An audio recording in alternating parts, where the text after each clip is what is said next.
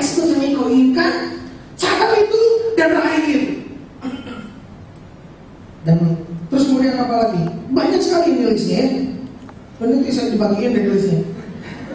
Tapi setidaknya kalau saudara lihat sekarang ini, kalau ketemu buku, cari di bagian psikologi atau cari di bagian itu semua ceritanya. Makanya chicken soup laku banget. Chicken soup for your soul, chicken soup for teenager, chicken soup for housewife desperate. Ya. Saya berbagai macam sup ayam yang laku ya. Itu laku sekali karena disebutkan itu psikologi positif untuk temukan apa yang ada di dalam dirimu. Ternyata saudara boleh cek, saya lihat bahwa Oprah Winfrey pada suatu waktu mengadakan talk show. Saudara tahu Oprah Winfrey acara talk show paling laku seluruh dunia. Itu ada ujungnya ketika berbicara tentang tujuan hidup, artinya ujungnya ada di sini. Jadi temukanlah tujuan hidupmu. Saudara ngerti maksudnya? Bagaimana cara menemukan tujuan hidup?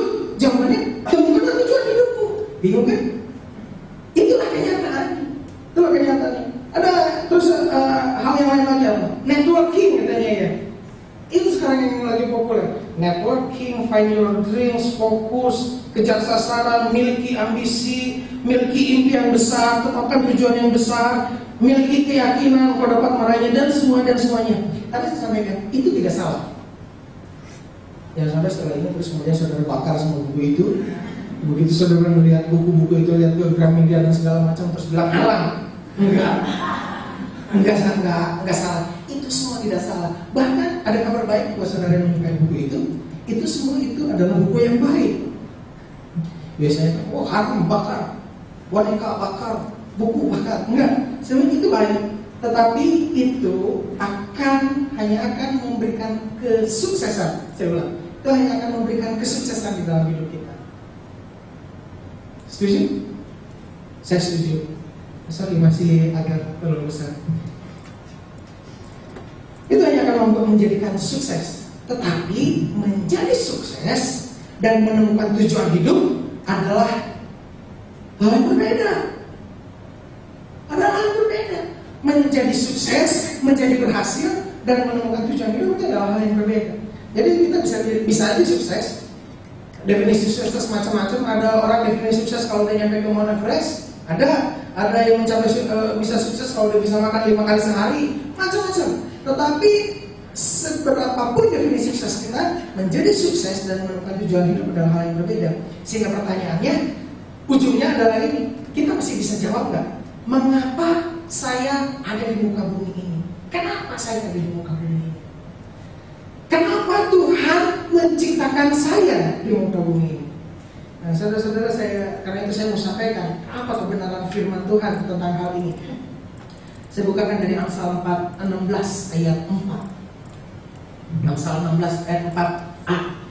Ini salah satu ayat pojok saya, ayat yang sangat saya sukai.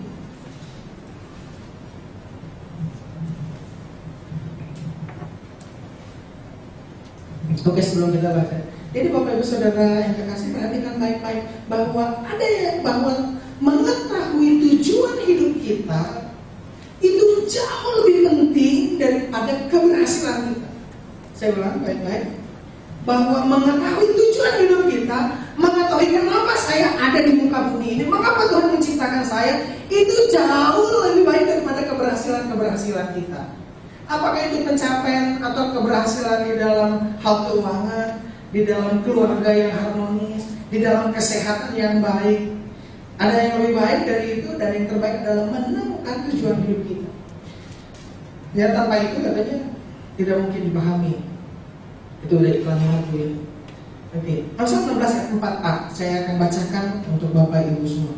Tuhan membuat segala sesuatu untuk tujuannya masing-masing. Jadi Bapak Ibu Saudara kekasih, bahwa Tuhan menciptakan manusia, bahkan menciptakan segala sesuatu.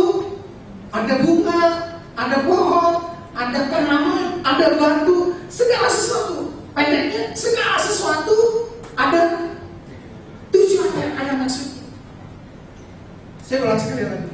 Tuhan menciptakan segala sesuatu bukan secara umum. Jadi secara umum itu artinya Tuhan menciptakan batu-batuan supaya begini, hanya satu dua. Tidak, Tuhan menciptakan dengan spesifik maksud tujuan batu beda buatnya yang satu dengan batu yang lain. Terlebih lagi kita, Tuhan menetapkan dengan spesifik tujuan Dia menciptakan kita masing-masing, satu demi satu, tidak secara general. Saya ulang lagi, Amsal 16 ayat 4 menyebutkan Tuhan membuat segala sesuatu untuk tujuannya masing-masing. Yang menjadi pertanyaan, sangat banyak orang bertanya, apalagi ketika sudah mengalami hal yang membuat putus asa. Pak, menurut Bapak apakah Tuhan masih mempunyai tujuan buat saya? Pertanyaan ini diajukan biasanya oleh apa? Oleh yang mengalami banyak keputusasaan, karena merasa sudah cukup berumur, karena merasa sudah banyak gagal yang dilakukan, dan berbagai macam hal. Perjalanan mengikut Tuhan katanya naik turun jatuh bangun dan sebagainya. Pertanyaan seperti itu. Pak, katanya, apakah Tuhan masih punya tujuan bagi hidup saya? Saya tidak tahu apakah pertanyaan itu ada atau tidak pada Bapak Ibu Saudara atau pada Bapak Ibu Saudara. Saya tidak tahu, karena yang paling tahu adalah Bapak Ibu Saudara sendiri. Tapi apakah Tuhan masih punya tujuan, masih punya maksud menciptakan saya, masih punya tujuan? Saya punya pertanyaan itu, nggak usah dijawab dengan anggukan. Nanti saudara sambil saudara berpikir, nanti teman-teman sebelah saya pikir apa tentang saya, gitu kan? Tapi kalau saudara mengatakan ya untuk pertanyaan itu, secara diam-diam saudara pegang dari situ. Nah itu yang bisa diam-diam. Kalau nggak secara diam-diam pegang dari saudara, secara diam-diam saudara pegang pergelangan tangan saudara. Saudara lihat siapa yang diam-diam memegang. Artinya saudara, supaya engkau bisa menemukan bahwa jantungmu masih berdetak, denyut nadimu masih ada. Saya ulang sekali lagi, sepanjang denyut jantungmu masih ada, berarti Tuhan masih punya tujuan. Itu kenapa kita ada, karena Tuhan masih punya rencana. Jadi bermain itu, Pak, apakah Tuhan masih punya rencana untuk saya? Saya sudah menghabiskan waktu hidup saya sedemikian rupa. Saya katakan, selama jantung masih berdetak, Tuhan masih punya rencana. Dan Tuhan masih sedang melakukan rencananya di dalam hidup kita, di dalam hidup saudara. Itu kebenaran. Amsal 16 ayat 4a, itu firman Tuhan. Tuhan menciptakan segala sesuatu untuk tujuannya masing-masing, termasuk semua kita satu demi satu. Lalu, oke deh, saya ngerti katanya. Oke, saya terima deh. Sambil mikir, gitu ya. Bahwa Tuhan menciptakan saya, ada tujuannya. Lalu untuk apa Tuhan menciptakan saya? Jadi apa tujuannya?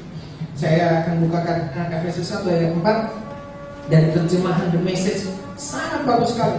Sangat bagus sekali ini memberikan pengertian kepada saya.